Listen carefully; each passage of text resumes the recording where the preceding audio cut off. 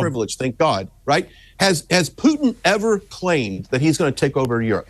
Has he ever said he wants to? Well, you'll remember, Brian, he denied the week before invading Ukraine that he was going to invade Ukraine. So I would put it to you that he is not a man whose word can be taken ever at face value, to put it mildly.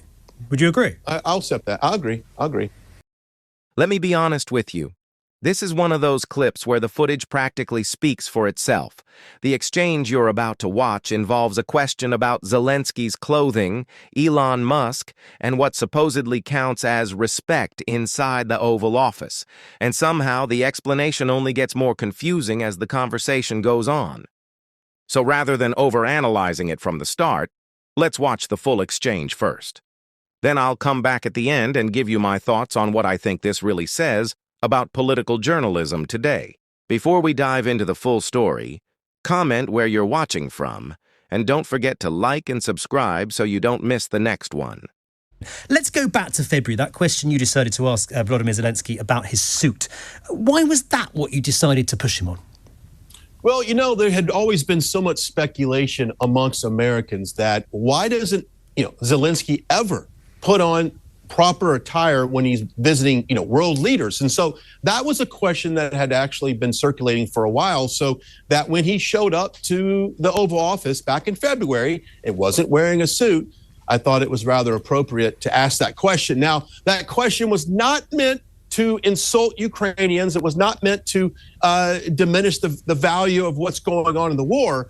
It was simply calling out maybe what we perceived as a lack of self-respect for the presidency, for the Oval Office, and for really $380+ billion that American taxpayers have been contributing towards his fight What was against disrespectful Russia. About it?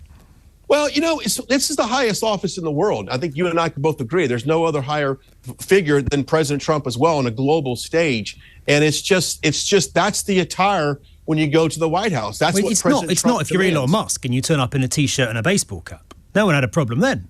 You didn't grill Elon Musk about it. Well, here's the biggest difference about that. Elon Musk was saving American taxpayers billions of dollars in his Doge, and we were given, it's a big difference. Elon Musk is saving tax dollars. That's not the point you were making. The point you were making is it's disrespectful to go into the Oval Office not being suitably dressed. I mean, there is a photo of Elon Musk in a T-shirt and a ridiculous hat clowning around in the Oval Office. Yeah, your question I've heard a dozen times, and I'm going to answer it just like I'm answering it now. Elon Musk is saving American taxpayers money. We are giving Ukraine hundreds of billions of dollars. There is a big difference.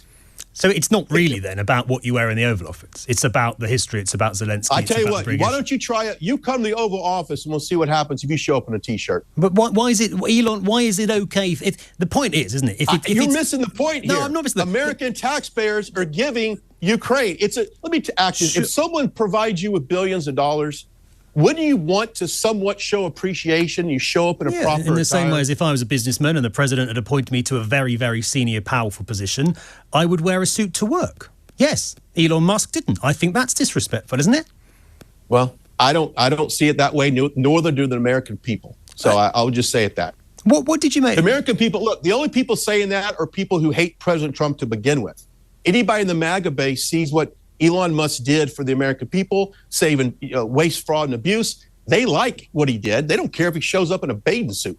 But when you're giving another country, billions of dollars, there is a level of appreciation, and is a suit too much to put on? But I will say this, Ben, yesterday was a complete 180. Go on. From that Oval Office. I mean, I told myself, Ben, if he was to come in wearing a suit, the first thing I was going to do was congratulate him. I said he looked fantastic. He looks great. I apologized. So you like that? I apologized to him. And then he threw a little zinger back at me, which what did you make of that? Because I loved it. I actually loved it. He pointed out that he changed his suit and you were wearing the same one. Was it the same suit, Mr. Glenn? No, technically it wasn't the same suit. It was so he was wrong. Okay. Well, I think it was a funny joke. I took it really well, Ben. I really did. I think it loosened up that moment in the Oval Office. And you know what? From that point on, I remember making eye contact with President Zelenskyy multiple times, and it was kind of like a gentleman's nod, kind of like, okay, we're good. Okay, we're good. It was just a fun moment. You think he's forgiven you? I think he has. I think he has.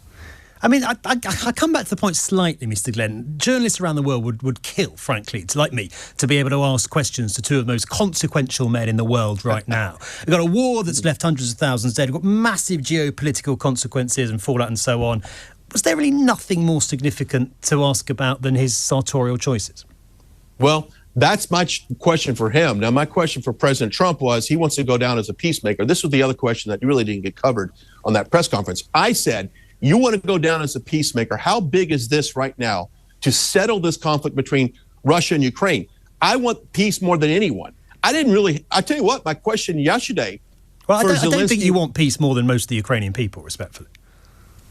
Well, because it's their sons and brothers and fathers that are being put on the front line. So I think I agree. They want peace. Well, I will say this, Ben, out of full transparency, if you walk the streets of America and you ask 100 people, give me the top 5 concerns in your life right now, then I can promise you, out of those 100 people, no one is saying, I want peace between Russia and Ukraine. Same in Britain, I'm sure. In all due respect. Exactly. So, but personally, do I want to see kids die in Ukraine and Russia? Of course not. Sure. Neither do you. Neither do you. No, but you also don't want to see Vladimir Putin emboldened and go waltzing into Moldova or Finland.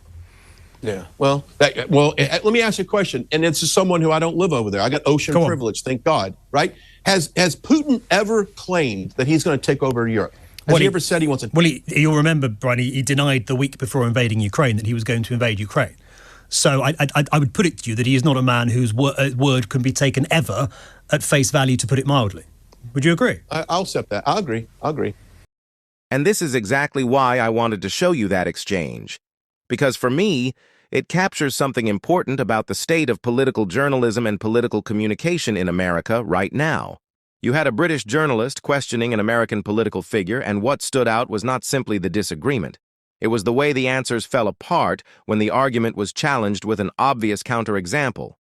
The original point was that showing up to the Oval Office without a suit was somehow disrespectful. Fine. That's an argument someone is entitled to make. But once Elon Musk's appearance in the Oval Office was brought up, the standard suddenly seemed to change. Now the explanation became that Musk was doing something valuable for American taxpayers, and therefore people were more willing to overlook his clothing. But hold on, that wasn't the original argument. The original argument was about respect and appropriate attire. If that's the standard, then it should apply consistently. You can't establish one rule and then create an exception the moment somebody produces an inconvenient example. And that's what made the exchange so revealing. Then came the final question about the Russia-Ukraine war, and again, the conversation exposed a much bigger issue.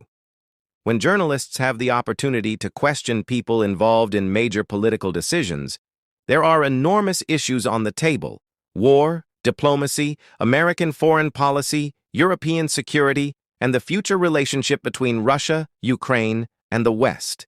So naturally, the question about clothing became a point of contention. Now, to be fair, journalists are allowed to ask whatever questions they believe are relevant.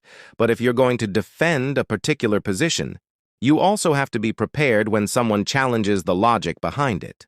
And that's what I think happened here. The most important lesson isn't whether Zelenskyy should wear a suit. It's whether political arguments are being applied consistently.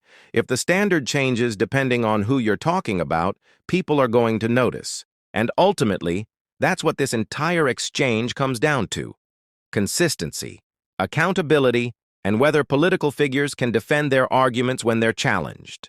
What do you think? Was the clothing question fair, or was the journalist right to challenge the reasoning behind it? Let me know in the comments, give this video a thumbs up, and subscribe if you're new. I'll see you in the next one.